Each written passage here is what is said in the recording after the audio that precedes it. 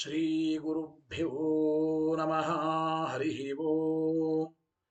ಶುದ್ಧಾನಂದೋರು ಸಂವಿದ್ವಿತಿ ಬಲ ಬಹುಲೌದಾರ್ಯ ವೀರ್ಯಾದಿದೇಹಂ ಚಿಂತಾ ಸಂತಾಪಲೇಪೋದ್ಭವ ಮೃತಿ ಮುಖರಾಶೇಷ ದೋಷಾತಿ ದೂರಂ ಸದ್ಭಿರ್ವೈರಾಗ್ಯ ಭಕ್ತಿ ಶ್ರುತಿಮತಿ ನಿಯತ ಧ್ಯಾನ ಜ್ಞಾನ ಯೋಗಾತ್ ಗಮ್ಯಂ ವಂದೇ ಮುಕುಂದಾಭಿಧಮಮಲಮಲಂ ಬ್ರಹ್ಮ ವೇದಾಂತ ವೇದ್ಯಂ ಅಯಾಂಚ ಮಂದರಲೋಲಿತಾದ್ಯತ ಉದಯದ್ವಿದ್ಯೇಂದಿರಾ ನಿರ್ಜರೈಃ ಜಾತೋ ಭಾರತ ಪಾರಿಜಾತ ಸುತರುಃ ಸದ್ಬ್ರಹ್ಮ ಸೂತ್ರಾಮೃತಂ ಆಸೀತ್ ತಂತ್ರ ಪುರಾಣ ಸನ್ಮಣಿಗಣೋ ಜಾತಃ ಶುಕೇಂದುಃ ಸದಾ ಸ್ವಯಂ ವ್ಯಾಸ ಸುಧಾನಿಧಿರ್ಭವತು ಮೇ ಬುದ್ಧಿಃ ಸತಾಂ ಭೂತಿದಃ ಸ್ವಾಂತಧ್ವಾಂತ ನಿಕೃಂತನೆ ಜಿತ ಮಹಾವೈಕರ್ತನಾಂಶೂರಜಂ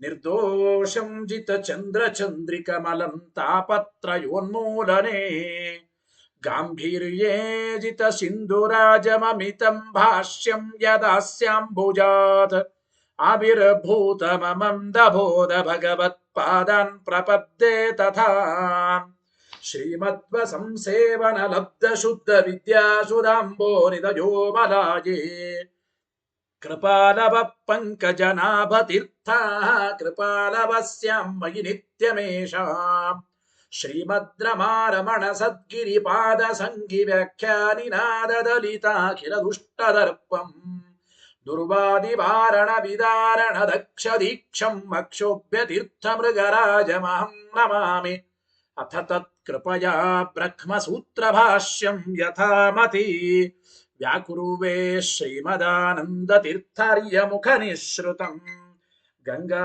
ಸಂಗೇನ ನೈರ್ಮಲ್ಯಂ ರತ್ಯಾದ್ಭಿರಲಭ್ಯತೆ ಯಥಾ ವಾಚೋ ವಿಶುದ್ಧಿ ಸಿದ್ಧ್ಯರ್ಥಂ ಸಂಗಮ್ಯಂತೆ ಗುರೋರ್ಗಿರಃ ಅಥ ಅವಿದ್ಯಾಪಟಲಪಿಹಿತ ನಯನೈಃ ಅನ್ಯೈಃ ಅನ್ಯಥಾ ವ್ಯಾಖ್ಯಾತಾನಿ ಬ್ರಹ್ಮಸೂತ್ರಾಣಿ ಯಥಾವತ್ ವ್ಯಾಚಿಖ್ಯಾಸುಃ ಭಗವಾನಾಚಾರ್ಯವರ್ಯಃ ಪಾರೀಪ್ಸಿತ ಭಾಷ್ಯಸ್ಯ ಕೈವಲ್ಯಾದ್ಯಖಿಲ ಫಲ ಸಾಧನತಾದಿಸಿದ್ಧ್ಯರ್ಥಂ ನಿರಂತರಾಯ ಪರಿಸಮಾಪ್ತ್ಯಾದ್ಯರ್ಥಂಚ ನಾರಾಯಣ ನಮಸ್ಕಾರಂ ಗ್ರಥಯತೆ ಗ್ರಂಥಾರಂಭಂ ಚ ಪ್ರತಿಜಾನೀತೆ ನಾರಾಯಣಮಿತಿ ನಾರಾಯಣಂ ಗುಣೈಃ ಸರ್ವೈಃ ಉದೀರ್ಣಂ ದೋಷವರ್ಜಿತಂ ಜ್ಞೇಯಂ ಗಮ್ಯಂ ಗುಣೋಶ್ಚಾಪಿ ನತ್ವಾ ಸೂತ್ರಾರ್ಥವುಚ್ಯತೆ ಓಂ ಓಂ ಅಥಾತೋ ಬ್ರಹ್ಮ ಜಿಜ್ಞಾಸಾ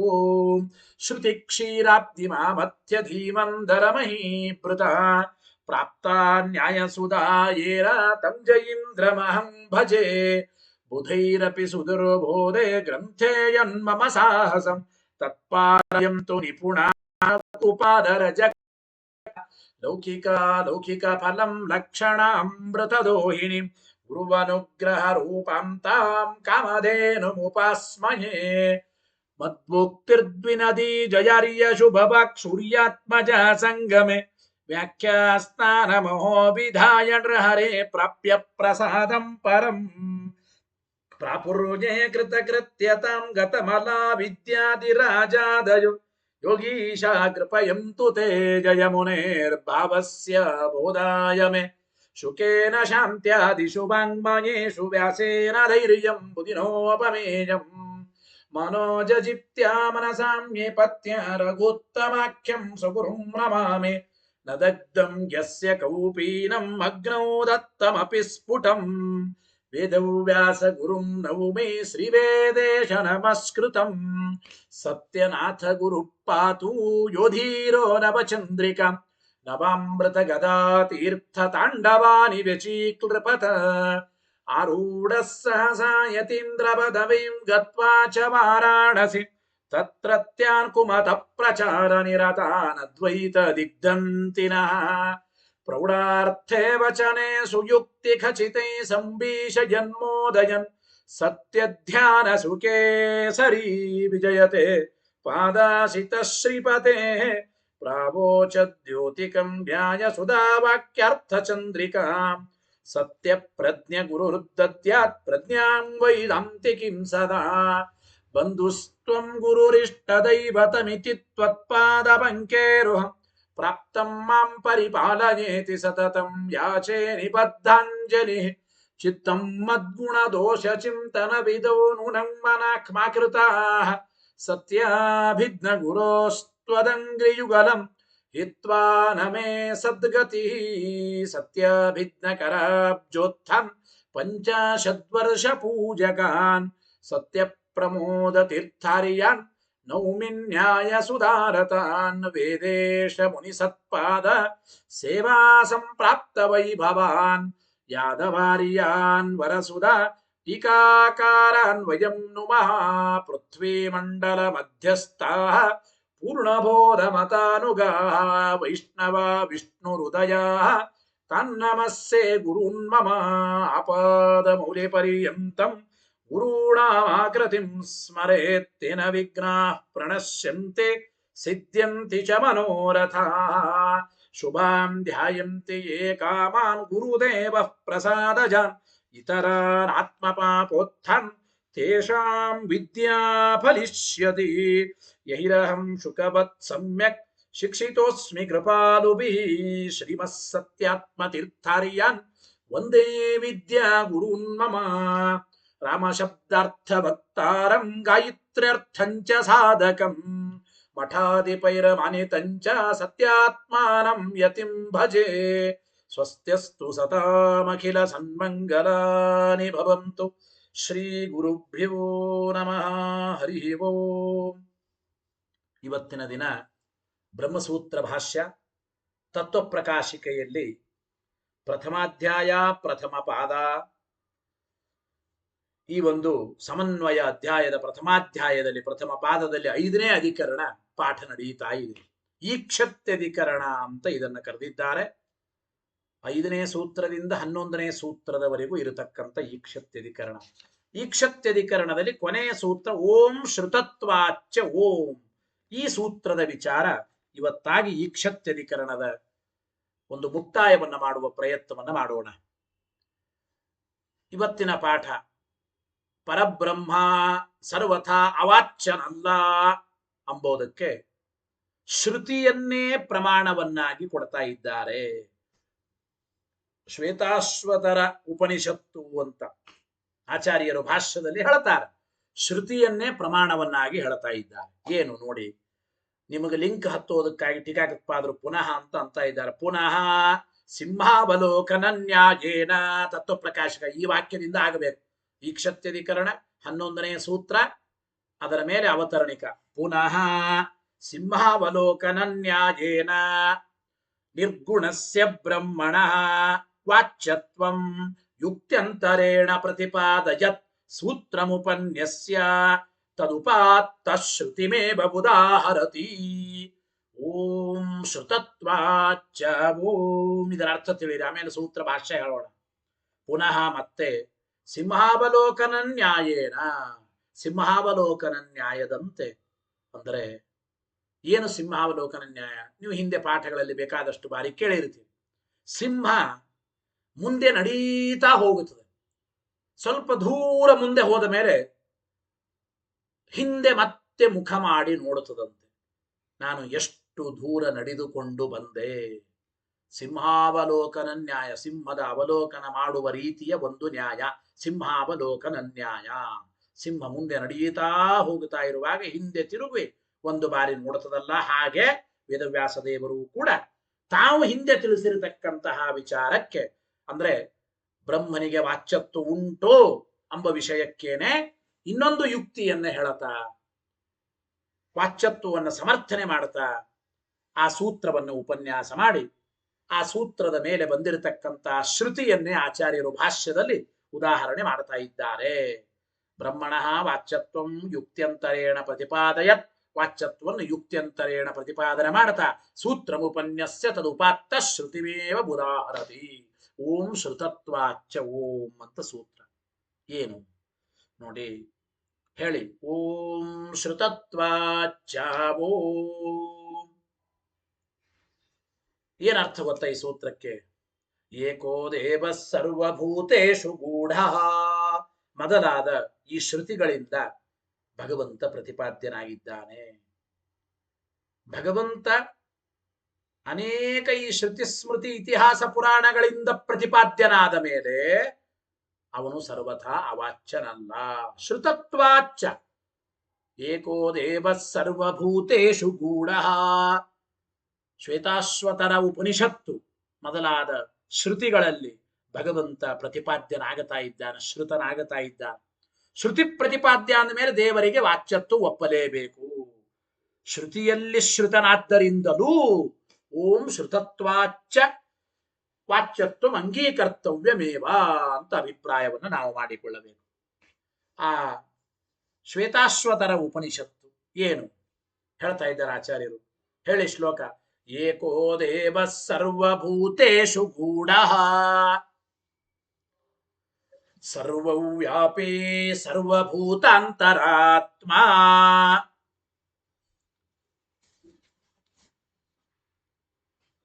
ಕರ್ಮಾಧ್ಯಕ್ಷಃ ಸರ್ವಭೂತಾದಿವಾಸಃ ಸಾಕ್ಷಿ ಚೇತ ಕೇವಲೋ ನಿರ್ಗುಣಶ್ಚ ಇತಿ. ಏನಪ್ಪ ಇದಕ್ಕೆ ಅರ್ಥ? ದೇವ ಕ್ರೀಡಾದಿಗುಣ ವಿಶಿಷ್ಟನಾದ ಪರಮಾತ್ಮನು ಏಕಃ, ಅವನೇ ಸರ್ವಪ್ರಧಾನ, ಅವನೇ ಸರ್ವೋತ್ತಮ. ದೇವ ಕ್ರೀಡಾದಿಗುಣ ವಿಶಿಷ್ಟ ಏಕಃ ಸರ್ವೋತ್ತಮ ಶ್ರೀಹರಿ. ಸರ್ವಭೂತೇಷು ಗೂಢ, ಎಲ್ಲ ಭೂತಗಳಲ್ಲಿಯೂ ಕೂಡ ಪರಮಾತ್ಮ ಗೂಢನಾಗಿ ಗುಪ್ತನಾಗಿ ಇದ್ದಾನೆ. ಸರ್ವಭೂತೇಷು ಗೂಢ ಸರ್ವವ್ಯಾಪಿ, ಸರ್ವತ್ರ ವ್ಯಾಪ್ತನಾದವನು ಪರಮಾತ್ಮ. ಎಲ್ಲ ವಸ್ತುಗಳಲ್ಲಿ ಪೂರ್ಣವಾಗಿ ವ್ಯಾಪಿಸಿಕೊಂಡು ಇದ್ದಾನೆ. ಸರ್ವಭೂತಾಂತರಾತ್ಮ, ಸಕಲ ಜೀವರ ಅಂತರ್ಯಾಮಿಯಾಗಿ ಪರಮಾತ್ಮ ಇದ್ದಾನೆ. ಸರ್ವಭೂತಾಂತರಾತ್ಮ, ಎಲ್ಲ ಭೂತಗಳಲ್ಲಿ ನಿಗೂಢನಾಗಿ ಗುಪ್ತನಾಗಿ ಇದ್ದಾನೆ ಅಂತ ಸರ್ವಭೂತೇಷು ಗೂಢ. ಅದಕ್ಕರ್ಥ ಸರ್ವಭೂತಾಂತರಾತ್ಮ ಎರಡನೇ ವಿಶೇಷಣ. ಇದಕ್ಕೇನು ಅಂದ್ರೆ ಸರ್ವಾಂತರ್ಯಾಮಿ, ಎಲ್ಲ ಜೀವರ ಹೃದಯ ಗುಹಾ ಅಂತರ್ಯಾಮಿ ಅಂತ ಅಭಿಪ್ರಾಯ. ಕರ್ಮಾಧ್ಯಕ್ಷ, ನಾವು ಮಾಡುವ ಸಕಲ ಕರ್ಮಗಳಿಗೂ ಆ ಭಗವಂತನೇ ಸರ್ವಸ್ವಾಮಿ, ಅವನೇ ಒಡೆಯ. ಸರ್ವಭೂತಾದಿವಾಸ, ಮೂರನೇದು ನೋಡಿ ಒಂದೇ ತರ ಅನಿಸ್ತದೆ. ಎಲ್ಲ ಜೀವರ ಒಳಗಿದ್ದು ನಿಯಾಮಕನಾಗಿದ್ದವನು ಪರಮಾತ್ಮನೇ. ಅಂದ್ರೆ ಎಲ್ಲರ ಒಳಗೆ ಗುಪ್ತನಾಗಿ ಇದ್ದಾನೆ, ಎಲ್ಲರ ಒಳಗೆ ಅಂತರ್ಯಾಮಿಯಾಗಿದ್ದಾನೆ, ಎಲ್ಲರ ಒಳಗಿದ್ದು ಸರ್ವರಿಗೂ ನಿಯಾಮಕನಾಗಿದ್ದಾನೆ. ಸರ್ವಭೂತೇಷು ಗೂಢ ಸರ್ವಾಂತರಾತ್ಮ ಸರ್ವಭೂತಾದಿವಾಸ.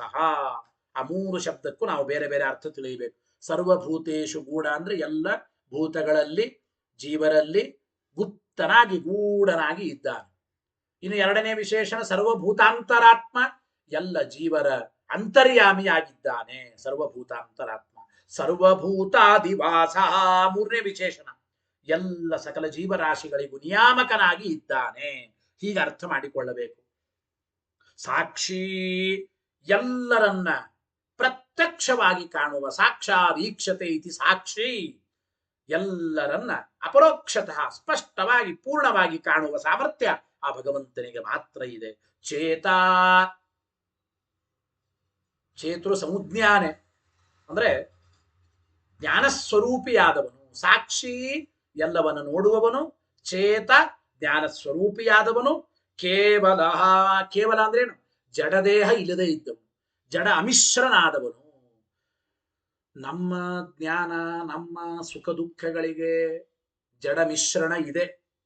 ಆದರೆ ಕೇವಲ ಪರಮಾತ್ಮ ಕೇವಲ ಅಂದ್ರೆ ಅವನು ಜಡದೇಹ ಇಲ್ಲದೆ ಇದ್ದವನು, ಜಡದಿಂದ ಮಿಶ್ರಿತನಾಗದೇ ಇದ್ದವನು. ನಿರ್ಗುಣಶ್ಚ, ಸತ್ವಾದಿ ರಜಸ್ತಮೋ ಗುಣರಹಿತನಾದವನು. ಹಿಂದೆ ಈ ಶಬ್ದ ಬಂದಿದೆ. ಈ ರೀತಿ ಇಲ್ಲಿ ಏನ್ ಹೇಳ್ದಂಗಾಯ್ತು ಅಂದ್ರೆ ಈ ಶ್ವೇತಾಶ್ವತರ ಉಪನಿಷತ್ತಿನಲ್ಲಿ ಪರಮಾತ್ಮ ಪ್ರತಿಪಾದಿತನಾಗಿದ್ದಾನೆ ಅಂದ ಮೇಲೆ ಪರಮಾತ್ಮನಿಗೆ ವಾಚ್ಯತ್ವ ಒಪ್ಪಲೇಬೇಕು. ಇಷ್ಟ ಅಭಿಪ್ರಾಯ ಒಟ್ಟು ಭಾಷ್ಯಕ್ಕೆ. ನಾನು ಅರ್ಥ ಹೇಳಿದ್ದೇನೆ. ಅದರ ಟೀಕಾಕಪ್ಪ ಅದರ ತತ್ವ ಪ್ರಕಾಶಿಕೆಯಲ್ಲಿ ಕಠಿಣ ಶಬ್ದಾರ್ಥವನ್ನು ಬರೀತಾರೆ. ಏಕೋ ದೇವ ಸರ್ವಭೂತೇಷು ಗೂಢ. ಏಕಃ ಅಂದ್ರೆ ಪ್ರಧಾನ, ಪ್ರಧಾನನಾದವನು, ಸರ್ವೋತ್ತಮನಾದವನು. ಸರ್ವಭೂತೇಷು ಗೂಢ ಅಂದ್ರೆ ಸರ್ವಭೂತೇಷು ಗುಪ್ತತಯ ಅವಸ್ಥಿತ, ಗುಪ್ತನಾಗಿ ಇದ್ದವನು ಸರ್ವ ಜೀವರಾಶಿಗಳಲ್ಲಿ. ಕೇವಲ ಸರ್ವಭೂತ ರಾಶಿಗಳಲ್ಲಿ ಇದ್ದವನು ಮಾತ್ರ ಅಲ್ಲ, ನ ಕೇವಲಂ ಭೂತೇಶು, ಜೀವರಾಶಿಗಳಲ್ಲಿ ಮಾತ್ರ ಪರಮಾತ್ಮ ಇದ್ದವನಲ್ಲ. ಸರ್ವವು ವ್ಯಾಪಿ ಅಂದ್ರು, ನ ಕೇವಲಂ ಭೂತೇಶು ಸರ್ವವು ವ್ಯಾಪಿ ಚ, ಸರ್ವತ್ರ ವ್ಯಾಪ್ತನೂ ಆಗಿದ್ದಾನೆ ಪರಮಾತ್ಮ. ಆಮೇಲೆ ಕೇವಲ ಸರ್ವ ಜೀವರಾಶಿಗಳಲ್ಲಿ ಭೂತಗಳಲ್ಲಿ ಇರೋದು ಮಾತ್ರ ಅಲ್ಲರಿ, ನ ಸರ್ವಭೂತೇಷು ಸ್ಥಿತಿ ಮಾತ್ರಂ, ಸರ್ವ ಜೀವರಾಶಿಗಳಲ್ಲಿ ಪರಮಾತ್ಮ ಇದ್ದದ್ದು ಮಾತ್ರವಲ್ಲ, ಕಿಂತು ಸರ್ವಭೂತ ಅಂತರಾತ್ಮ, ಆ ಎಲ್ಲ ಸರ್ವ ಜೀವರಾಶಿಗಳಿಗೂ ಅಂತರ್ಯಾಮಿಯಾಗಿದ್ದಾನೆ. ಸರ್ವಭೂತಾಂತರ್ಯಾಮಿ ಚ. ಕರ್ಮಾಧ್ಯಕ್ಷ ಅಂದ್ರೆ ನಾವು ಮಾಡುವ ಸಕಲ ಕರ್ಮಗಳಿಗೂ ಅಧಿಪತಿ, ಸ್ವಾಮಿ, ಒಡೆಯ. ಕರ್ಮಾಧ್ಯಕ್ಷ, ಅಧ್ಯಕ್ಷ ಅಂದ್ರೆ ಅಧಿಪತಿ, ಕರ್ಮಾಧ್ಯಕ್ಷನಾಗಿದ್ದ. ನಾವು ಮಾಡುವ ಸಕಲ ಕರ್ಮಗಳಿಗೂ ಒಡೆಯ ಸ್ವಾಮಿ ಅವನೇನೆ. ಮೂರನೇ ಶಬ್ದ ಸರ್ವಭೂತಾಧಿವಾಸ ಅಂದ್ರೇನು? ಸರ್ವಭೂತಾನಾಮಾಶ್ರಯ, ಎಲ್ಲ ಜೀವರಾಶಿಗಳಿಗೂ ಕೂಡ ಆ ಪರಮಾತ್ಮ ನಿಯಾಮಕನಾಗಿದ್ದಾನೆ ಎಂಬ ಮಾತನ್ನ ಅಲ್ಲಿ ತಿಳಿಸಿಕೊಡ್ತಾ ಇದ್ದಾರೆ. ಗೊತ್ತಾಯ್ತೋ ಇಲ್ಲ? ಎಲ್ಲ ಕಡೆ ಅಂತರ್ಯಾಮಿಯಾಗಿ ಇರೋದರ ಜೊತೆಗೆ ಸರ್ವಭೂತಾದಿವಾಸ, ಸರ್ವ ಜೀವರ ಒಳಗೆ ನಿಯಾಮಕನಾಗಿಯೂ ಎಲ್ಲ ಜೀವರಾಶಿಗಳಿಗೆ ಆಶ್ರಯನಾಗಿಯೂ ಪರಮಾತ್ಮ ಇದ್ದಾನೆ. ಆಮೇಲೆ ಸಾಕ್ಷಿ ಅಂತ ಕರೆದ್ರು ದೇವರಿಗೆ. ಯಾಕೆ? ಸರ್ವಂ ಸಾಕ್ಷಾದೀಕ್ಷತೆ ಇತಿ ಸಾಕ್ಷಿ, ಎಲ್ಲವನ್ನ ಪ್ರತ್ಯಕ್ಷವಾಗಿ ಸ್ಪಷ್ಟವಾಗಿ ಪೂರ್ಣವಾಗಿ ನೋಡತಕ್ಕಂಥವನಾದ್ದರಿಂದ ಅವನನ್ನ ಸಾಕ್ಷಿ ಸಾಕ್ಷಿ ಅಂತ ಕರೆಯುತ್ತಾರೆ ಪರಮಾತ್ಮನಿಗೆ. ಚೇತ ಅಂತ, ಚೇತೃ ಸಂಜ್ಞಾನೆ ಅಂತ ಧಾತು ಹೇಳಿದೆ. ಚೇತ ಅಂದ್ರೆ ಜ್ಞಾನ ರೂಪ, ಟೀಕಾಕೃತ್ಪಾದರ ಅರ್ಥ ಬರೀತಾ ಇದ್ದಾರೆ. ಜ್ಞಾನ ರೂಪನಾದವನು ಸ್ವಾಮಿ, ಚೇತ ಜ್ಞಾನ ರೂಪ. ಕೇವಲ ಅಂದ್ರೆ ಜಡ ಅಮಿಶ್ರ, ಜಡ ಮಿಶ್ರಣವಿಲ್ಲದ ದೇಹ ಉಳ್ಳವನು, ಜಡ ದೇಹ ಇಲ್ಲದೆ ಇದ್ದವನು. ಕೇವಲ ಜಡ ಅಮಿಶ್ರ. ನಿರ್ಗುಣ ಅಂದ್ರೆ ಸತ್ವಾದಿ ಗುಣಹೀನ, ಸತ್ವರಜಸ್ತಮೋ ಗುಣರಹಿತನಾದವನು ಪರಮಾತ್ಮ. ಇತಿ ಶ್ರುತವು, ಈ ರೀತಿ ಶ್ರುತಿಯಲ್ಲಿ ನಿರ್ಗುಣಸ್ಯ ಶ್ರುತತ್ವಾಚ್ಚ, ಸತ್ವಾದಿ ಗುಣರಹಿತನಾದ ಪರಬ್ರಹ್ಮನೇ ಶ್ರುತಿಯಲ್ಲಿ ಪ್ರತಿಪಾದಿತನಾಗಿದ್ದಾನೆ. ಶ್ರುತಿಯಲ್ಲಿ ಈ ರೀತಿ ಪ್ರತಿಪಾದಿತನಾಗುವುದರಿಂದ ಶ್ರುತಿ ಪ್ರತಿಪಾದ್ಯನಾದ ಮೇಲೆ ನ ಅಸವು ಅಶಬ್ದ, ನ ಅಸವು ಅಶಬ್ದ, ಈ ಪರಮಾತ್ಮ ಅಶಬ್ದನಲ್ಲ, ಅವಾಚ್ಯನಲ್ಲ, ವಾಚ್ಯನೇ ಇತ್ಯರ್ಥ ಎಂಬ ಮಾತನ್ನು ತಿಳಿಸಿಕೊಡ್ತಾ ಇದ್ದಾರೆ. ಇಷ್ಟು ಒಂದು. ಇದರ ಜೊತೆಗೆ ಶ್ರುತತ್ವೇಪಿ, ಇಲ್ರಿ ಶ್ರುತಿಯಲ್ಲಿ ಪ್ರತಿಪಾದಿತನಾಗಲಿ, ಆದರೂ ದೇವರು ಅವಾಚ್ಯನೇ ಯಾಕಾಗಬಾರದು ಅಂತ ಪ್ರಶ್ನೆ. ಶ್ರುತತ್ವೇಪಿ ಅಶಬ್ದ ಕಿಂ ನ ಸ್ಯಾತ್, ಪರಮಾತ್ಮ ಶ್ರುತಿಯಲ್ಲಿ ವಾಚ್ಯನಾದ ಮಾತ್ರಕ್ಕೆ ಯಾಕೆ ಅವನು ಅವಾಚ್ಯನಾಗಬಾರದು? ಶ್ರುತಿ ಪ್ರತಿಪಾದ್ಯನಾದರೂ ಅವಾಚ್ಯ ಆಗಲಿ ಅಂತ ಪ್ರಶ್ನೆ ಬಂದ್ರೆ ಇತ್ಯತಃ ಆಹ ನಹಿ ಇತಿ, ಆಚಾರ ಉತ್ತರ ಹೇಳ್ತಾ ಇದ್ದಾರೆ. ಅವಾಚ್ಯನಾದ ವ್ಯಕ್ತಿ ಎಂದಿಗೂ ಶ್ರುತಿ ಪ್ರತಿಪಾದ್ಯನಾಗಲಾರ. ಹೇಳಿ ಆಚಾರ್ಯ ಭಾಷ್ಯ. ನಹಿ ಅಶಬ್ದ ಶ್ರೂಯತೆ, ಯಾವ ವ್ಯಕ್ತಿ ಶಬ್ದವಾಚ್ಯನೇ ಅಲ್ಲವೋ, ಯಾವ ವಸ್ತು ಯಾವ ಶಬ್ದಗಳಿಂದಲೂ ಕರೆಸಿಕೊಳ್ಳೋದಿಲ್ವೋ ಅಂತಹ ವ್ಯಕ್ತಿ ನಹಿ ಶ್ರೂಯತೆ, ವೇದದಿಂದಲೂ ಕೂಡ ಸರ್ವಥಾ ಶ್ರುತವಾಗಲಾರದು, ವೇದ ಪ್ರತಿಪಾದ್ಯವಾಗಲಾರದು. ವೇದದಲ್ಲಿ ಅನೇಕ ಶಬ್ದಗಳಿಂದ, ಸಮಸ್ತ ವೇದದಿಂದ ಪರಮಾತ್ಮ ಪ್ರತಿಪಾದ್ಯನಾಗಿದ್ದಾನೆ ಅಂದ ಮೇಲೆ ಪರಮಾತ್ಮ ಅಶಬ್ದನಲ್ಲ, ಅವಾಚ್ಯನಲ್ಲ ಎಂಬುದನ್ನು ನಾವು ಅರ್ಥ ಮಾಡಿಕೊಳ್ಳಬೇಕು. ಇದಾದ ಮೇಲೆ ಟೀಕರೆ ಬರೀತಾರೆ, ಅಶಬ್ದಸ್ಯಾಪಿ ಬ್ರಹ್ಮಣಃ ಲಕ್ಷಣಯ ಶ್ರುತತ್ವಂ ಕಿಂ ನ ಸ್ಯಾತ್ ಇತ್ಯತಃ ಆಹ ನ ಚ ಇತಿ.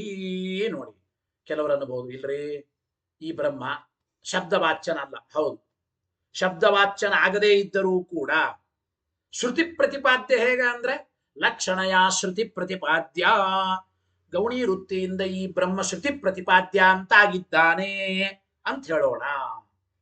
ಗೊತ್ತಾಯ್ತೋ ಇಲ್ಲ? ಅಶಬ್ದಸ್ಯಾಪಿ ಬ್ರಹ್ಮಣ, ಶಬ್ದವಾಚ್ಯನಾಗದೇ ಇದ್ದರೂ ಲಕ್ಷಣಯ ಶ್ರುತತ್ವಂ ಕಿಂ ನ ಸ್ಯಾತ್ ಬ್ರಹ್ಮಣ ಲಕ್ಷಣಯ ಶ್ರುತಿ ಪ್ರತಿಪಾದ್ಯ ಅಂತ ಯಾಕೆ ಆಗಬಾರದು ಅಂದ್ರೆ ಆಚಾರ ಉತ್ತರ ಕೊಟ್ಟರು ನಚಯಿತಿ. ಹೇಳಿ, ನ ಚ ಅಪ್ರಸಿದ್ಧಂ ಕಲ್ಪ್ಯಂ. ನೋಡಪ್ಪ, ಜಗತ್ತಿನಲ್ಲಿ ಅಪ್ರಸಿದ್ಧವಾದದ್ದನ್ನು ಸರ್ವಥಾ ಕಲ್ಪನಾ ಮಾಡಬಾರದು.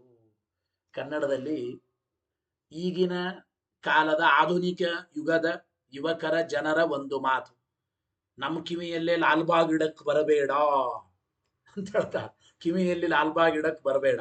ಅದ್ರ ಕಿವಿಯಲ್ಲಿ ಲಾಲ್ಬಾಗ್ ಇಡೋದು ಎಷ್ಟು ಅಶಕ್ಯವೋ, ಎಷ್ಟು ಅಪ್ರಸಿದ್ಧವೋ, ಹಾಗೆ ಅವಾಚ್ಯನಾದರೂ ಶ್ರುತಿ ಪ್ರತಿಪಾದ್ಯನಾಗಲಿ ಅಂಬೋದು ಕೂಡ ಅಷ್ಟೇ ಅಪ್ರಸಿದ್ಧ. ಅಪ್ರಸಿದ್ಧವಾದದ್ದನ್ನು ಹೇಳಬಾರದು, ಅಪ್ರಸಿದ್ಧವಾದದ್ದನ್ನು ಕಲ್ಪನಾ ಮಾಡಬಾರದು ಅಂತ ಅಭಿಪ್ರಾಯವನ್ನು ಚಿಂತನೆ ಮಾಡಬೇಕು. ತತ್ವಪ್ರಕಾಶಕ ಟೀಕಾರ ವಿವರಣೆ ಬರೀತಾರೆ, ಓದಿ. ಅವಾಚ್ಯಸ್ಯ ಲಕ್ಷ್ಯತ್ವ ಅಪ್ರಸಿದ್ಧೇ ಹೇಳ್ತಾ ಇದ್ದಾರೆ. ಅವಾಚ್ಯವಾದ ವಸ್ತುವಿಗೆ, ಯಾವ ಶಬ್ದದಿಂದಲೂ ವಾಚ್ಯವಾಗದ ವಸ್ತುವಿಗೆ ಲಕ್ಷ್ಯತ್ವ ಎಂಬುದು ಸರ್ವಥಾ ಯಾವ ಪ್ರಮಾಣದಿಂದಲೂ ಪ್ರಸಿದ್ಧವಾಗಿಲ್ಲ. ಅವಾಚ್ಯಸ್ಯ ಲಕ್ಷ್ಯತ್ವ ಅಪ್ರಸಿದ್ಧೇ. ಯಾವ ಶಬ್ದದಿಂದಲೂ ಯಾವುದು ವಾಚ್ಯವಲ್ಲವೋ ಅದು ಸರ್ವಥಾ ಲಕ್ಷ್ಯ ಅಂತ ಹೇಳಲಿಕ್ಕೆ ಬರೋದಿಲ್ಲ. ಅವಾಚ್ಯವಾದದ್ದು ಅದು ಲಕ್ಷ್ಯವಾಗಿದೆ ಅಂತ ಸರ್ವಥಾ ಪ್ರಸಿದ್ಧವಾಗಿಲ್ಲ. ಅವರಂದ್ರು, ನ ಅಪ್ರಸಿದ್ಧಂ ಅವಾಚ್ಯಸ್ಯ ಬ್ರಹ್ಮಣ ಲಕ್ಷ್ಯತ್ವಂ ಕಲ್ಪ್ಯಂ ಇತ್ಯರ್ಥ. ಅಂದರೆ ಅವಾಚ್ಯ ಅಂತಾದ ಮೇಲೆ ಲಕ್ಷಣಯ ಶ್ರುತಿ ಪ್ರತಿಪಾದ್ಯ ಅಂತಂಬೋದನ್ನ ಸರ್ವಥಾ ನೀ ಕಲ್ಪನಾ ಮಾಡಬೇಡ. ಗೊತ್ತಾಯಿತೋ ಇಲ್ಲ? ಅಪ್ರಸಿದ್ಧಂ, ಅಪ್ರಸಿದ್ಧವಾದ ಅಂದ್ರೆ ಅವಾಚ್ಯಸ್ಯ ಬ್ರಹ್ಮಣ, ಶಬ್ದವಾಚ್ಯನಲ್ಲ ಈ ಪರಬ್ರಹ್ಮ, ಶಬ್ದವಾಚ್ಯನಲ್ಲದ ಈ ಪರಬ್ರಹ್ಮನಿಗೆ ಲಕ್ಷಣಯ ಶ್ರುತಿ ಪ್ರತಿಪಾದ್ಯತ್ವ ಅಂದ್ರೆ ಲಕ್ಷ್ಯತ್ವ ಎಂಬುದನ್ನ ನ ಕಲ್ಪ್ಯಂ ಸರ್ವಥಾ ಕಲ್ಪನಾ ಮಾಡಬಾರದು, ಯುಕ್ತವಾದದ್ದಲ್ಲ ಇತ್ಯರ್ಥ. ಇಲ್ಲಿ ಪ್ರಶ್ನೆ ನೋಡಿ, ಕೆಲವು ಕಡೆ ಗಂಗಾ ಪದದಿಂದ ವಾಚ್ಯ ಅಲ್ಲ, ತೀರಾ ಗಂಗಾ ಪದದಿಂದ ವಾಚ್ಯವಲ್ಲದೆ ಹೋದರೂ ಕೂಡ ಗಂಗಾ ಪದದಿಂದ ಲಕ್ಷ್ಯ ಅಂತಾಗ್ಯದೋ ಇಲ್ಲೋ, ಹಾಗೆ ಬ್ರಹ್ಮ ಅವಾಚ್ಯನಾದರೂ ಕೂಡ ಲಕ್ಷಣಯ ಶ್ರುತಿ ಪ್ರತಿಪಾದ್ಯ ಅಂದ್ರೆ ಶ್ರುತಿಗಳಿಂದ ಲಕ್ಷಣಯ ಹೇಳಲ್ಪಡ್ತಾನೆ ಅಂತ ಯಾಕೆ ಹೇಳಬಾರದು? ನಾನು ಗಂಗಾ ಪದ ಅವಾಚ್ಯಸ್ಯಾಪಿ ತೀರಸ್ಯ, ಗಂಗಾ ಪದದಿಂದ ವಾಚ್ಯವಾಗದೆ ಹೋದರೂ ಕೂಡ ಆ ತೀರಕ್ಕೆ ತಲ್ಲಕ್ಷ್ಯತ್ವಂ ಪ್ರಸಿದ್ಧಂ. ಗಂಗಾ ಪದದಿಂದ ವಾಚ್ಯವಾಗದೆ ಹೋದ್ರು, ಗಂಗಾ ಪದದ ಮುಖ್ಯಾರ್ಥವಲ್ಲದೆ ಹೋದ್ರು, ತೀರ ಎಂಬುದು ಗಂಗಾ ಪದದಿಂದ ಲಕ್ಷ್ಯ ಅಂತ ಆಗ್ಯದೋ ಇಲ್ಲೋ, ಪ್ರಸಿದ್ಧ ಆಗ್ಯದೋ ಇಲ್ಲೋ. ಇತಿ ವೇದ ಅವಾಚ್ಯಸ್ಯಾಪಿ ಬ್ರಹ್ಮಣ, ವೇದದಿಂದ ವಾಚ್ಯನಾಗದೆ ಹೋದರೂ ಕೂಡ ಬ್ರಹ್ಮನಿಗೆ ತಲ್ಲಕ್ಷ್ಯತ್ವಂ ಕಿಂ ನ ಸ್ಯಾತ್, ಬ್ರಹ್ಮನಿಗೆ ಲಕ್ಷ್ಯತ್ವ ಹೇಳಬಹುದಲ್ಲ. ಮುಖ್ಯ ವೃತ್ತಿಯಿಂದ ಮುಖ್ಯತಯ ಶ್ರುತಿ ಪ್ರತಿಪಾದ್ಯ ಅಲ್ಲ, ಬ್ರಹ್ಮವಾಚ್ಯ ಅಲ್ಲ ಶ್ರುತಿಗಳಿಂದ, ಆದರೂ ಲಕ್ಷಣಯ ಶ್ರುತಿ ಪ್ರತಿಪಾದ್ಯ, ಶ್ರುತಿಯಿಂದ ಲಕ್ಷನಾಗಿದ್ದಾನೆ ಹೇಳಬಹುದಲ್ಲ. ಇತ್ಯತಃ ಆಹ ಸರ್ವಗಿತಿ. ಅದಕ್ಕೆ ಆಚಾರ್ಯರು ಭಾಷ್ಯ ಉತ್ತರ ಕೊಟ್ಟರು, ಭಾಷ್ಯವಾಕ್ಯ ಹೇಳಿ, ಸರ್ವಶಬ್ದ ಅವಾಚ್ಯಸ್ಯ ಲಕ್ಷಣ ಅಯುಕ್ತೇ. ಆಚಾರ್ಯರ ಪ್ರತಿಜ್ಞೆ ಎಷ್ಟು ಬೇಕಷ್ಟೇ ಮಾತಾಡ್ತಾರೆ ನೋಡಿ. ಪರಬ್ರಹ್ಮ ಏನಾಗಿದ್ದಾನೀಗ? ಸರ್ವ ಶಬ್ದಗಳಿಂದಲೂ ಅವಾಚ್ಯ. ನಿಮ್ಮ ಸಿದ್ಧಾಂತ ಪ್ರಕಾರ ಯಾವ ಶಬ್ದಗಳಿಂದಲೂ ಸರ್ವಥಾ ಬ್ರಹ್ಮ ವಾಚ್ಯನಲ್ಲ, ಸರ್ವ ಶಬ್ದ ಅವಾಚ್ಯ. ಸರ್ವ ಶಬ್ದ ಅವಾಚ್ಯ ಅಂದ ಮೇಲೆ ಬ್ರಹ್ಮನಲ್ಲಿ ಸರ್ವಥಾ ಲಕ್ಷಣ ಮಾಡ್ಲಿಕ್ಕೆ ಬರೋದಿಲ್ಲ, ಬ್ರಹ್ಮನಲ್ಲಿ ಸರ್ವಥಾ ಲಕ್ಷಣ ಮಾಡ್ಲಿಕ್ಕೆ ಬರೋದಿಲ್ಲ ಎಂಬ ಅಭಿಪ್ರಾಯವನ್ನು ತಿಳಿಸಿಕೊಡ್ತಾ ಇದ್ದಾರೆ. ಸರ್ವ ಶಬ್ದ ಅವಾಚ್ಯಸ್ಯ ಲಕ್ಷಣ ಅಯುಕ್ತೆ. ಯಾವ ಶಬ್ದದಿಂದಲೂ ವಾಚ್ಯನಾಗದ ಪರಬ್ರಹ್ಮನಿಗೆ ಲಕ್ಷಣ ಎಂಬುದು ಹೇಳಲಿಕ್ಕೆ ಬರೋದಿಲ್ಲ. ಟೀಕಾರ ವಿವರಣೆ ಬರೀತಾ ನೋಡಿ, ಹೇಳಿ, ಆ ಶಬ್ದ ಹೇಳಿಲ್ಲ. ಸರ್ವ ಶಬ್ದ ಅವಾಚ್ಯಸ್ಯ ಲಕ್ಷಣ ಅಯುಕ್ತೇ. ಏನರ್ಥ? ಭವೇದೇವ ತೀರಾದೇಹೇ ಗಂಗಾಪದ ವಾಚ್ಯಸ್ಯಾಪಿ ಗಂಗಾಪದ ಅವಾಚ್ಯಸ್ಯಾಪಿ ಲಕ್ಷ್ಯತ್ವಂ. ತೀರಕ್ಕೆ ಗಂಗಾಪದ ವಾಚ್ಯತ್ವ ಇಲ್ಲದೆ ಹೋದರೂ ಗಂಗಾಪದದಿಂದ ಲಕ್ಷ್ಯವಾಗಿದೆ ಅಂತ ಹೇಳಬಹುದು. ಅಂದ್ರೆ ತೀರ ಎಂಬುದು ಗಂಗಾಪದದಿಂದ ವಾಚ್ಯವಾಗದೇ ಇದ್ದರೂ ಕೂಡ ಆ ತೀರ ಎಂಬುದು ಗಂಗಾಪದದಿಂದ ಲಕ್ಷಣಯ ಹೇಳಲ್ಪಡುತ್ತದೆ ಅಂತ ಹೇಳಬಹುದು. ಭವೇದೇವ ನೀವು ಹೇಳಿ ಸರಿ. ಯಾವುದಕ್ಕೆ? ತೀರಾದೆ, ತೀರ ಮೊದಲಾದವುಗಳಿಗೆ. ಗಂಗಾಪದ ಅವಾಚ್ಯಸ್ಯಾಪಿ ತೀರಾದೆ, ಗಂಗಾಪದದಿಂದ ವಾಚ್ಯವಲ್ಲ ತೀರ, ಆದರೂ ಕೂಡ ಲಕ್ಷತ್ವಂ ಭವೇತ್, ಲಕ್ಷತ್ವ ಹೇಳಬಹುದು. ಲಕ್ಷಣಯ ಗಂಗಾಪದದಿಂದ ಹೇಳಲ್ಪಡುತ್ತದೆ ತೀರ ಅಂತ ಅನ್ಬೋದು. ಯಾಕೆ? ಪದಾಂತರ ವಾಚ್ಯತ್ವ, ತೀರ ಎಂಬುದು ಬೇರೆ ಪದದಿಂದ ವಾಚ್ಯವಾಗಿದೆ. ತೀರ ಎಂಬ ಪರ್ಟಿಕ್ಯುಲರ್ ಆ ಶಬ್ದದಿಂದ, ತೀರ ಎಂಬ ಶಬ್ದದಿಂದ ವಾಚ್ಯವಾದದ್ದು ಗಂಗಾಪದದಿಂದ ಲಕ್ಷ ಅಂತ ಹೇಳಬಹುದು. ಆದರೆ ನತು ಬ್ರಹ್ಮಣ, ಬ್ರಹ್ಮನಿಗೆ ಹಾಗೆ ವೇದದಿಂದ ಅವಾಚ್ಯನಾದರೂ ಅವನು ವೇದದಿಂದ ಲಕ್ಷಣಯ ಹೇಳಲ್ಪಟ್ಟವನು ಅಂತ ಹೇಳಲಿಕ್ಕಾಗಲ್ಲ. ನತು ಬ್ರಹ್ಮಣ. ಯಾಕೆ? ತಸ್ಯ ಸರ್ವ ಶಬ್ದ ಅವಾಚ್ಯತ್ವಾತ್, ಬ್ರಹ್ಮ ಯಾವ ಶಬ್ದದಿಂದಲೂ ವಾಚ್ಯನಲ್ರಿ ಅವನು. ಯಾವುದೋ ಒಂದು ಬೇರೆ ಶಬ್ದಗಳಿಂದ ವಾಚ್ಯನಾಗಿದ್ದರೆ ಅಂತ ವಸ್ತುವನ್ನ ಇನ್ನೊಂದು ಶಬ್ದದಿಂದ ಲಕ್ಷ, ವಾಚ್ಯವಾಗದೆ ಹೋದ್ರು ಲಕ್ಷ ಅಂತ ಅನ್ಬೋದು. ಗಂಗಾಪದದಿಂದ ವಾಚ್ಯ ಅಲ್ರಿ ತೀರ. ಗಂಗಾಯಾಮ್ ಘೋಷ ಅಂದ್ರೆ ಗಂಗಾಪದದ ಅರ್ಥ ಈಗ ತೀರ, ಗಂಗಾಪದದ ಮುಖ್ಯಾರ್ಥನ ಅಲ್ಲ. ಹಾಗಾದ್ರೆ ಗಂಗಾಪದದ ಲಕ್ಷ್ಯಾರ್ಥ ಅಂತ ಹೇಳ್ಬೋದು. ಯಾಕೆ? ಮುಖ್ಯಾರ್ಥ ಇಲ್ಲಿ ಕೂಡಲ್ಲ, ಅನುಪಪತ್ತಿ ಇದೆ. ಗಂಗಾ ಅಂದ್ರೆ ಗಂಗಾ ಪ್ರವಾಹ ಮುಖ್ಯಾರ್ಥ. ಪ್ರವಾಹದಲ್ಲಿ ಘೋಷ, ಹಳ್ಳಿ, ಮನೆ ಇರ್ಲಿಕ್ಕೆ ಸಾಧ್ಯ ಇಲ್ಲ, ಅನುಪಪತ್ತಿ ಬರುತ್ತದೆ. ಗಂಗಾಪದಕ್ಕೆ ಲಕ್ಷಣ ಮಾಡಿ ಗಂಗಾಪದದ ಲಕ್ಷ್ಯಾರ್ಥ ತೀರ ಹೇಳ್ಬೋದು. ಯಾಕೆ? ತೀರ ಎಂಬುದು ಮೊದಲು ಒಂದು ಶಬ್ದದಿಂದ ವಾಚ್ಯವಾಗಿದೆ. ತೀರ ಎಂಬ ಪರ್ಟಿಕ್ಯುಲರ್ ಶಬ್ದದಿಂದ ಈ ತೀರವು ವಾಚ್ಯವಾಗಿದೆ, ಅದು ಗಂಗಾಪದದಿಂದ ಲಕ್ಷ ಅಂತ ಹೇಳಬಹುದು. ಆದರೆ ಬ್ರಹ್ಮ ಶ್ರುತಿಯಿಂದ ಲಕ್ಷಿತನಾದವನು ಅಂತ ಹೇಳಬೇಕಾದ್ರೆ ಮೊದಲು ಒಂದು ಪದದಿಂದ ವಾಚ್ಯನಾಗಬೇಕಲ್ಲ. ಯಾವ ಪದಗಳಿಂದಲೂ ವಾಚ್ಯನಾಗದ ಸರ್ವಥಾ ಅವಾಚ್ಯನಾದ ಬ್ರಹ್ಮನಿಗೆ ಲಕ್ಷತ್ವ ಎಂಬುದು ಸರ್ವಥಾ ಹೇಳಲಿಕ್ಕೆ ಬರೋದಿಲ್ಲ. ನತು ಬ್ರಹ್ಮಣ ತಸ್ಯ ಸರ್ವ ಶಬ್ದ ಅವಾಚ್ಯತ್ವ. ಟೀಕಾಕೃತ್ಪಾದರು ಎಷ್ಟು ಸ್ಪಷ್ಟವಾಗಿ ಹೇಳ್ತಾ ಇದ್ದಾರೆ ಆಚಾರ್ಯರ ಮಾತನ್ನು ನೋಡಿ.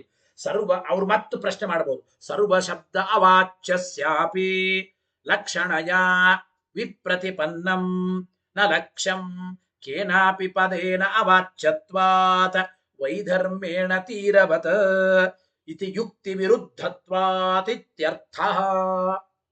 ಒಂದು ವೇಳೆ ಸರ್ವಶಬ್ದ ಅವಾಚ್ಯನಾದರೂ ಬ್ರಹ್ಮ ಲಕ್ಷಣಯ ಹೇಳಲ್ಪಡ್ತಾನೆ ಅಂತಂದರೆ ಯುಕ್ತಿ ವಿರೋಧನು ಬರುತ್ತದೆ ಅವರಿಗೆ. ಯುಕ್ತಿ ವಿರೋಧವನ್ನು ಹೇಳ್ತಾ ಇದ್ದಾರೆ. ಯಾವ ಯುಕ್ತಿ ವಿರೋಧ ಅಂದ್ರೆ ವಿಪ್ರತಿಪನ್ನಂ ಅಂದ್ರೆ ವಿಪ್ರತಿಪನ್ನ ವಿಷಯೀಭೂತನಾದ ಅಂದ್ರೆ ಸಂಶಯಾಸ್ಪದನಾದ ಪರಬ್ರಹ್ಮ ಇವನ ಲಕ್ಷ್ಯಂ ಯಾವ ಪದದಿಂದಲೂ ಲಕ್ಷನಲ್ಲ. ಯಾಕೆ? ಕೇನಾಪಿ ಪದೇನ ಅವಾಚ್ಯತ್ವಾತ್, ಯಾವ ಪದದಿಂದಲೂ ಕೂಡ ಬ್ರಹ್ಮ ಎಂಬೋನು ವಾಚ್ಯನಲ್ಲ. ಕೇನಾಪಿ ಪದೇನ ಅವಾಚ್ಯತ್ವ ಎಂಬ ಮಾತನ್ನು ಹೇಳ್ತಾ ಇದ್ದ. ವೈಧರ್ಮೇಣ ತೀರವತ್ ಅಂದ್ರೆ ವ್ಯತಿರೇಕ ವ್ಯಾಪ್ತಿಯನ್ನು ಹೇಳಿ ಇಲ್ಲಿ ತೀರ ವ್ಯತಿರೇಕ ವ್ಯಾಪ್ತಿಯನ್ನು ಇಟ್ಟುಕೊಂಡು ವ್ಯತಿರೇಕೇಣ ತೀರವೇ ದೃಷ್ಟಾಂತ ಅಂದ್ರೆ ಅಭಿಪ್ರಾಯ ಏನು? ಯಾವ ಪದದಿಂದಲೂ ವಾಚ್ಯವಲ್ಲ ಬ್ರಹ್ಮ ಎಂಬ ವಸ್ತು, ಆದ್ದರಿಂದ ಅದು ಲಕ್ಷ್ಯ ಅಲ್ಲ ಅಂತ ಅನುಮಾನ ತಾನೆ. ಇದರ ವ್ಯತಿರೇಕ ವ್ಯಾಪ್ತಿ ಅಂದ್ರೆ ಹೇಗೆ? ಲಕ್ಷ್ಯವಲ್ಲ, ಲಕ್ಷ್ಯತ್ವಾಭಾವ ಸಾಧ್ಯ, ಅದರ ಅಭಾವ ಲಕ್ಷ್ಯತ್ವ. ಅಂದ್ರೆ ಯತ್ರ ಲಕ್ಷ್ಯತ್ವಂ ತತ್ರ ಕೇನಾಪಿ ಪದೇನ ವಾಚ್ಯತ್ವಂ. ಇದಾನೀಂ ಯತ್ರ ಲಕ್ಷ್ಯತ್ವಂ ವರ್ತತೆ, ತೀರ ಎಂಬುದರಲ್ಲಿ ಗಂಗಾಪದ ಲಕ್ಷ್ಯತ್ವ ಇದೆ. ಯಾಕೆ ತೀರವು ಗಂಗಾಪದದಿಂದ ಲಕ್ಷ್ಯವಾಗಿದೆ ಅಂದ್ರೆ ಅನ್ಯ ಪದೇನ ವಾಚ್ಯತ್ವ, ಅಂದ್ರೆ ತೀರ ಇತಿ ಪದೇನ ವಾಚ್ಯತ್ವ. ತೀರ ಎಂಬ ಪದದಿಂದ ವಾಚ್ಯವಾದ್ದರಿಂದ ಆ ತೀರ ಎಂಬುದು ಗಂಗಾಪದದಿಂದ ಲಕ್ಷ್ಯವಾಗಬಹುದು. ಈ ರೀತಿ ಯುಕ್ತಿ ವಿರೋಧ ಬರುತ್ತದೆ. ಅವಾಚ್ಯನಾದರೂ ಲಕ್ಷನಾಗಲಿ ಅಂದ್ರೆ ಯುಕ್ತಿ ವಿರೋಧ ಬರುತ್ತದೆ. ಎಲ್ಲ ಪದಗಳಿಂದ ಅವಾಚ್ಯ ಅಂದ ಮೇಲೆ ಸರ್ವಥಾ ಅವನು ಲಕ್ಷನಾಗಲಿಕ್ಕೆ ಸಾಧ್ಯ ಇಲ್ಲ ಎಂಬ ಅಭಿಪ್ರಾಯವನ್ನು ತಿಳಿಸಿದಂಗಾಯಿತು. ನೋಡಿ, ಸರ್ವ ಪದಾರ್ಥಾನ ಲಕ್ಷಣಾಯೋಗ್ಯತ್ವಾತ್ ನ ಸಪಕ್ಷ ಸತ್ವಂ. ಇಲ್ಲಿ ಒಂದು ಮಾತು ಹೇಳಬಹುದು. ಎಲ್ಲ ಪದಾರ್ಥಗಳು ಕೂಡ ಜಗತ್ತಿನಲ್ಲಿ ಎಲ್ಲಾ ಪದಾರ್ಥಗಳು ಒಟ್ಟು ಯಾವುದಾದ್ರೂ ಒಂದು ಪದಗಳಿಂದ ಲಕ್ಷ್ಯವಾಗೇ ಇರುತ್ತವೆ. ಜಗತ್ತಿನ ಯಾವುದೇ ಪದಾರ್ಥ ತೋಳ್ರಿ, ಒಂದು ಪದದಿಂದ ವಾಚ್ಯವಾಗಿರುತ್ತವೆ, ಇನ್ಯಾವುದೋ ಒಂದು ಪದದಿಂದ ಲಕ್ಷ್ಯವಾಗೇ ಆಗಿರುತ್ತವೆ. ಯಾವ ಪದದಿಂದಲೂ ಲಕ್ಷ್ಯವಾಗದ ವಸ್ತು ಎಂಬುದು ಪ್ರಪಂಚದಲ್ಲೇ ಇಲ್ರೇ. ಅಂದ್ರೆ ಇಲ್ಲಿ ಸಪಕ್ಷ ಯಾಕಿಲ್ಲ ಅಂತ ಒಂದು ಪ್ರಶ್ನೆ. ಅದಕ್ಕೆ ಉತ್ತರ ಹೇಳಿದ ಟೀಕಾಕೃತ್ಪಾದ. ವ್ಯತಿರೇಕೇಣ ತೀರವತ ಅಂತ ದೃಷ್ಟಾಂತ ಹೇಳಿದರು.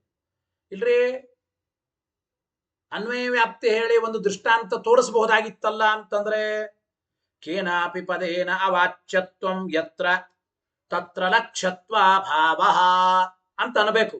ಅನ್ವಯ ವ್ಯಾಪ್ತಿ ಯಾವ ಪದದಿಂದಲೂ ಯಾವುದು ವಾಚ್ಯವಲ್ಲವೋ ಅದು ಒಂದು ಪದದಿಂದ ಲಕ್ಷ್ಯ ಆಗಿದೆ ತೋರಿಸ್ಬೇಕು. ಇಲ್ಲಿ ದೃಷ್ಟಾಂತ ಹೇಳಿಕ್ ಬರಲ್ಲ. ಯಾಕೆ ಅಂದ್ರೆ ಜಗತ್ತಿನಲ್ಲಿ ಯಾವ ಪದಾರ್ಥಗಳು ಕೂಡ ಯಾವುದು ಒಂದು ಪದದಿಂದಲೂ ಲಕ್ಷ್ಯವೇ ಅಲ್ಲ ಅಂತ ಹೇಳಲಿಕ್ಕೆ ಬರಲ್ಲ. ಕೇನಾಪಿ ಪದೇನ ಅವಾಚ್ಯತ್ವ ಅಂಬುದು ಹೇಳಲಿಕ್ಕೆ ಬರಲ್ಲ, ಮತ್ತು ಲಕ್ಷ್ಯ ಅಲ್ಲವೇ ಅಲ್ಲ ಅಂತ ಹೇಳಲಿಕ್ಕೆ ಬರೋದಿಲ್ಲ. ಯಾವುದೋ ಒಂದು ಪದದಿಂದ ಲಕ್ಷ್ಯವಾಗೇ ಆಗಿರುತ್ತದೆ. ಯಾವ ಪದದಿಂದಲೂ ಲಕ್ಷ್ಯವಾಗದ ಒಂದು ಪದಾರ್ಥ ಇದೆ ಇಲ್ಲ. ಹಂಗಿರ್ತಾ ಇದ್ದರೆ ಅವಾಚ್ಯತ್ವ ಹೇತು ಇದೆ, ಲಕ್ಷ್ಯತ್ವಾಭಾವ ಎಂಬ ಸಾಧ್ಯ ಇಲ್ಲ ಅಂತ ಅನುಭವದಾಗಿತ್ತು.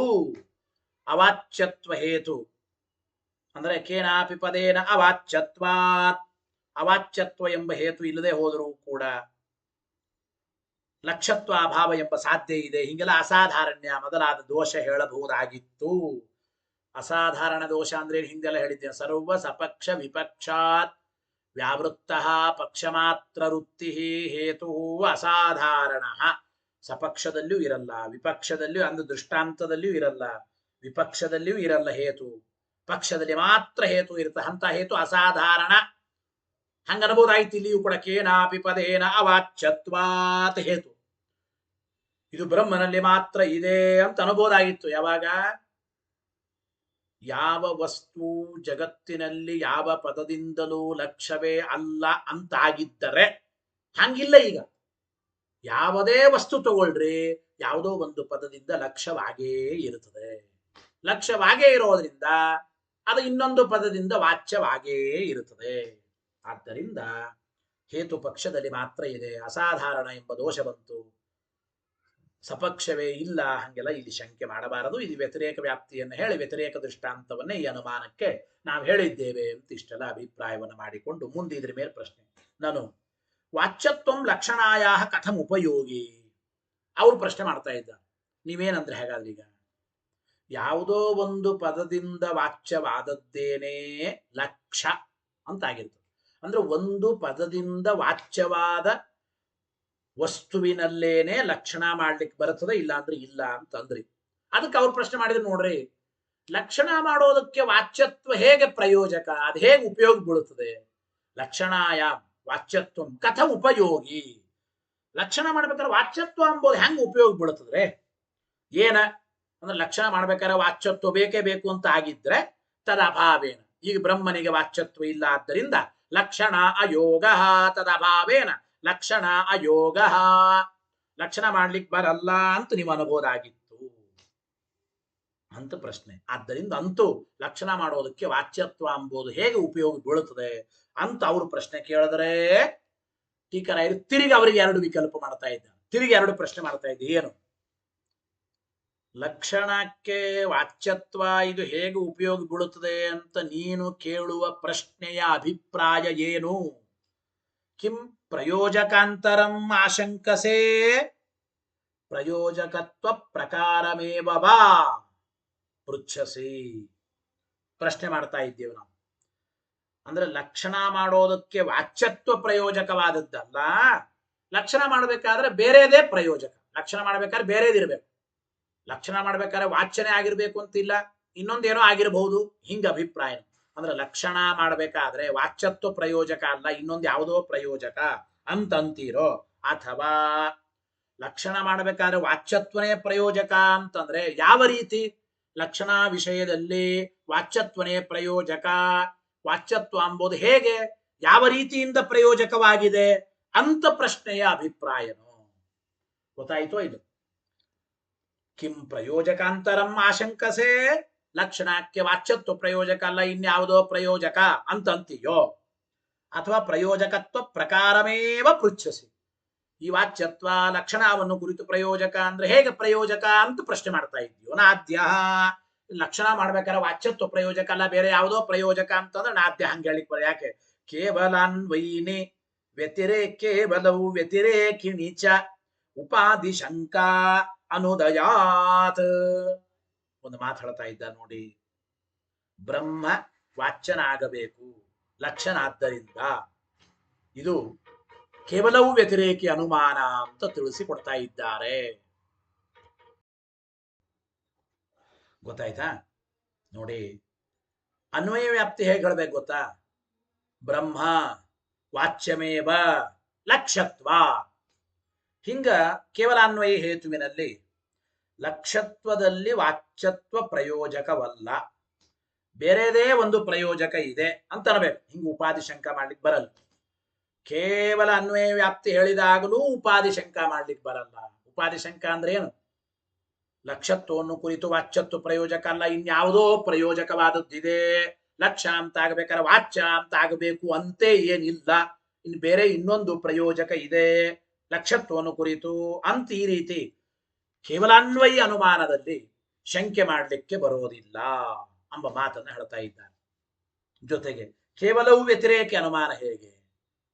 ವಾಚ್ಯತ್ವ ಇಲ್ಲದ ಕಡೆ ಬೇರೊಂದು ಪ್ರಯೋಜಕ ಇರೋದೇ ಇಲ್ಲ ಎಂಬ ಮಾತನ್ನ ಹೇಳ್ತಾ ಇದ್ದಾರೆ. ಅಂದ್ರೆ ವಾಚ್ಯತ್ವ ಎಲ್ಲಿ ಇಲ್ಲವೋ, ವಾಚ್ಯತ್ವ ಇಲ್ಲದೆ ಇದ್ದಲ್ಲಿ ಅಂದ್ರೆ ಲಕ್ಷ್ಯತ್ವವನ್ನು ಕುರಿತು ವಾಚ್ಯತ್ವ ಇದು ಪ್ರಯೋಜಕವಾಗಲ್ಲ ಅಂದ್ರೆ ಬೇರೆ ಯಾವುದು ಪ್ರಯೋಜಕವಿಲ್ಲವೇ ಇಲ್ಲ. ಇಲ್ಲಿ ಆ ಪ್ರಯೋಜಕವಿರುವುದರಿಂದ ವಾಚ್ಯತ್ವ ಇದೆ. ಅಂದ್ರೆ ಲಕ್ಷ್ಯತ್ವ ಇದ್ದ ಮೇಲೆ ಬ್ರಹ್ಮನಿಗೆ ವಾಚ್ಯತ್ವ ಇದೆ ಅಂತ ನಾವು ಹೇಳ್ತಾ ಇದ್ದೇವೆ. ಆದ್ದರಿಂದ ವಾಚ್ಯತ್ವಕ್ಕಿಂತಲೂ ಬೇರೆ ಆದದ್ದು ಒಂದು ಪ್ರಯೋಜಕ ಇದೆ ಅಂತ ಅನ್ಬೋದು. ಆದರೆ ವಾಚ್ಯತ್ವ ಎಲ್ಲ ಕಡೆ ಇದೆ. ಎಲ್ಲ ವಸ್ತುಗಳು ಯಾವುದೋ ಒಂದು ಶಬ್ದದಿಂದ ವಾಚ್ಯವಾಗೇ ಆಗಿರುತ್ತವೆ. ಕೆಲವು ಕಡೆ ವಾಚ್ಯತ್ವ ಇಲ್ಲ, ಆದರೂ ಅದು ಲಕ್ಷ್ಯವಾಗಿದೆ ಅಂತ ಹೇಳ್ಬೋದಾಗಿತ್ತು. ಯಾವಾಗ? ಕೆಲವು ಕಡೆ ವಾಚ್ಯತ್ವ ಇಲ್ಲ ಅಂತಾಗಿದ್ದರೆ ಈಗ ವಾಚ್ಯತ್ವ ಎಲ್ಲ ಕಡೆಗೂ ಇದೆ ಎಂಬ ಮಾತನ್ನು ಹೇಳ್ತಾ ಇದ್ದಾರೆ. ಆಮೇಲೆ ಅದರ ಅಭಾವ ಎಲ್ಲೂ ಇಲ್ಲ ಅಂದ್ರೆ ವಾಚ್ಯತ್ವದ ಅಭಾವ ಎಲ್ಲಿಯೂ ಇಲ್ಲ. ಆದ್ದರಿಂದ ಲಕ್ಷ್ಯತ್ವವನ್ನು ಕುರಿತು ವಾಚ್ಯತ್ವವೇ ಪ್ರಯೋಜಕ ಹೊರತು ಬೇರೆ ಯಾವುದೋ ಪ್ರಯೋಜಕ ಅಲ್ಲ. ಕೇವಲವು ವ್ಯತಿರೇಕಿಣಿ ಚ ಕೇವಲ ಅನ್ವಯಿನಿ ಉಪಾಧಿ ಶಂಕ ಅನುದಯ. ಕೇವಲ ಅನ್ವಯಿನಿ ಸಾಧ್ಯ ಅಭಾವೇನ ತದವಿನಾಭಾವವು ಅಭಾವತ್ವ ಅಭಾವಾತ್ ಕೇವಲವು ವ್ಯತಿರೇಕಿಣಿ ಚ ಸಪಕ್ಷ ಅಭಾವೇನ ವ್ಯಾಪ್ತ್ಯ ನಿಶ್ಚಯಾತ್. ಏನ್ ಹೇಳ್ತಾ ಇದ್ದಾರೆ? ಈಗ ವಿವಾದ ವಿಷೀಭೂತನಾದ ಬ್ರಹ್ಮ ಅವನ ಲಕ್ಷಣಲ್ಲ, ಯಾವ ಪದದಿಂದಲೂ ಕೂಡ ವಾಚ್ಯನಲ್ಲ ಅಂತ ಕೇವಲ ಇಷ್ಟೊತ್ತು ಹೇಳಿದ್ದು ಅನ್ವಯ ವ್ಯಾಪ್ತಿ. ಬ್ರಹ್ಮ ವಾಚ್ಯನಾಗಲೇಬೇಕು ಲಕ್ಷಣ ಆದ್ದರಿಂದ ಈಗ ಅನ್ವಯ ವ್ಯಾಪ್ತಿ. ಈಗ ವ್ಯತಿರೇಕ ವ್ಯಾಪ್ತಿ ಹೇಗೆ? ಬ್ರಹ್ಮ ಇವನು ಲಕ್ಷಣ ಆಗಲಿಕ್ಕೆ ಸಾಧ್ಯ ಇಲ್ಲ. ಶ್ರುತಿಗಳಿಂದ ಲಕ್ಷ್ಯ ಅಂದ್ರೆ ಹಂಗ ಲಕ್ಷಣ ಸಾಧ್ಯ ಇಲ್ಲ. ಯಾಕೆಂದ್ರೆ ಯಾವ ಪದದಿಂದಲೂ ವಾಚ್ಯನ ಅಲ್ಲ ಅಂತ ನೀವು ಹೇಳಿದ್ದೀರಿ. ಹಿಂಗೆ ಕೇವಲವು ವ್ಯತಿರೇಕ ಯುಕ್ತಿಯಲ್ಲಿಯೂ ಕೂಡ ಲಕ್ಷ್ಯತ್ವದ ಅಭಾವ ನಿರ್ಧಾರವಾಗಿರುವಾಗ ಸಪಕ್ಷ ಸ್ಥಳವೇ ಇಲ್ಲ. ಅಂದ್ರೆ ಬ್ರಹ್ಮ ಲಕ್ಷ್ಯ ಅಲ್ಲ, ಲಕ್ಷ್ಯತ್ವದ ಅಭಾವವೇ ನಿರ್ಧಾರವಾಗಿದೆ, ಅದು ಸಪಕ್ಷ ಸ್ಥಳನೇ ಇಲ್ಲ ಅಂದ್ಮೇಲೆ ಲಕ್ಷ್ಯತ್ವದ ಅಭಾವ ಇದು ವಾಚ್ಯತ್ವಕ್ಕಿಂತಲೂ ಬೇರೆಯಾದ ಉಪಾಧಿಗೆ ವ್ಯಾಪ್ತಿ ನಿಶ್ಚಯವಾಗೋದಿಲ್ಲ. ವಾಚ್ಯತ್ವಕ್ಕಿಂತಲೂ ಬೇರೆಯಾದ ಇನ್ನೊಂದು ಯಾವುದೋ ಉಪಾಧಿ ಪ್ರಯೋಜಕಾಂತರ ಉಂಟು ಎಂಬುದಕ್ಕೆ ಅದು ನಿಶ್ಚಾಯಕವಾಗೋದಿಲ್ಲ. ಮತ್ತು ಸಾಧ್ಯದೊಂದಿಗೆ ವ್ಯಾಪ್ತಿಯ ಸಂಬಂಧ ಇಲ್ಲದೆ ಇದ್ದರೆ ಅದು ಉಪಾಧಿ ಆಗೋದಿಲ್ಲ. ಪ್ರಯೋಜಕ ಉಪಾಧಿ ಅಂತ ಯಾವಾಗ ಆಗುತ್ತದೆ? ಸಾಧ್ಯದೊಂದಿಗೆ ವ್ಯಾಪ್ತಿ ಇರಬೇಕ್ರಿ. ಸಾಧ್ಯದೊಂದಿಗೆ ವ್ಯಾಪ್ತಿನೇ ಇಲ್ಲ, ಸಾಧ್ಯದೊಂದಿಗೆ ಸಂಬಂಧ ಇಲ್ಲ ಅಂದ್ರೆ ಅದು ಸರ್ವಥಾ ಉಪಾಧಿ ಆಗೋದಿಲ್ಲ ಎಂಬ ಮಾತನ್ನು ತಿಳಿಸಿಕೊಡ್ತಾ ಇದ್ದಾರೆ. ಆದ್ದರಿಂದ ಲಕ್ಷ್ಯತ್ವವನ್ನು ಕುರಿತು ವಾಚ್ಯತ್ವ ಪ್ರಯೋಜಕ ಅಲ್ಲ ಇನ್ಯಾವುದೋ ಪ್ರಯೋಜಕ ಅಂತ ಅಲ್ಲಿಗೆ ಬರೋದಿಲ್ಲ. ದ್ವಿತೀಯೇ ಎರಡನೇದು ಇಲ್ಲ, ಲಕ್ಷ್ಯತ್ವವನ್ನು ಕುರಿತು ವಾಚ್ಯತ್ವ ಪ್ರಯೋಜಕ ಅಂದ್ರೆ ಯಾವ ರೀತಿ ವಾಚ್ಯತ್ವ ಪ್ರಯೋಜಕಪ್ಪ ಅಂದ್ರೆ ಯಾವ ರೀತಿ ಅಂದ್ರೆ ವ್ಯಾಪ್ತಿರೇವ ಇತಿ ಬ್ರೂಮಃ. ವ್ಯಾಪ್ತಿನೇ ಹೇಗಿದೆಯೋ ಆ ರೀತಿಯಾಗಿ ತಿಳಿಯಬೇಕು. ಈಗ ಧೂಮವನ್ನು ಕುರಿತು ಅಗ್ನಿನೇ ಪ್ರಯೋಜಕ ಅಂತ ಅನ್ಬೋದು. ಯಾಕೆ ಧೂಮವನ್ನು ಕುರಿತು ಅಗ್ನಿನೇ ಪ್ರಯೋಜಕ ಅಂತೀವಿ ಅಂದ್ರೆ, ಯತ್ರ ಧೂಮಃ ಯತ್ರ ಧೂಮಃ ತತ್ರ ಅಗ್ನಿ ಎಂಬ ಮಾತನ್ನು ಹೇಳ್ತೇವೋ ಇಲ್ಲ. ಧೂಮವನ್ನು ಕುರಿತು ಅಗ್ನಿನೇ ಪ್ರಯೋಜಕ ಅಂತ ಯಾತಕ್ಕಂತೇವೆ? ಯತ್ರ ಧೂಮಃ ತತ್ರ ಅಗ್ನಿ ಅಂತ ವ್ಯಾಪ್ತಿ ಇದೆ. ಹಾಗೆ ಲಕ್ಷ್ಯತ್ವವನ್ನು ಕುರಿತು ವಾಚ್ಯತ್ವವೇ ಪ್ರಯೋಜಕ. ಯಾಕೆಂದ್ರೆ ವ್ಯಾಪ್ತಿ ಇದೆ. ಯತ್ರ ಯತ್ರ ಲಕ್ಷ್ಯತ್ವಂ ವರ್ತತೆ ತತ್ರ ತತ್ರ ಸರ್ವತ್ರಾಪಿ ಕೇನಾಪಿ ಪದೇನ ವಾಚ್ಯತ್ವ ಅಸ್ತೇವ. ಯಾವುದು ಲಕ್ಷ್ಯವಾಗಿರುತ್ತದೆ ಅದು ಯಾವುದೋ ಒಂದು ಪದದಿಂದ ವಾಚ್ಯವಾಗೇ ಇರುತ್ತದೆ. ವ್ಯಾಪ್ತಿರೇವ ಇತಿ ಬ್ರೂಮ. ಕಿಂ ನಿಬಂಧನ ಅಸೌ ಅಪಿ. ಇದಕ್ಕೇನು ನಿಮಿತ್ತ, ಕಾರಣ ಏನಪ್ಪ? ವ್ಯಾಪ್ತಿ ಏನು? ದ್ರವ್ಯತ್ವ ಸಂಯೋಗಿತ್ವಾದೌ ಕಿಂ ನಿಬಂಧನ. ನೋಡಿ, ಈಗ ದ್ರವ್ಯತ್ವ ಸಂಯೋಗಿತ್ವಗಳಿಗೆ ವ್ಯಾಪ್ತಿ ಇದೆ. ಯತ್ತ ದ್ರವ್ಯತ್ವಂ ತತ್ತ ಸಂಯೋಗಿತ್ವಂ.